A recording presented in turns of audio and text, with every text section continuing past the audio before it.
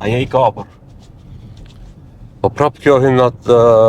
kur nuk kanë argumente, nuk kanë se edhe ide, domethënë mirën të ditëve ku u ngritën këto akuza reale për punë konkrete, ku është rrezikuar edhe jeta e njerëzve, të cilët ato mandej domethënë sajojnë gjëra ku kanë pas njerëz të tyre në prokurori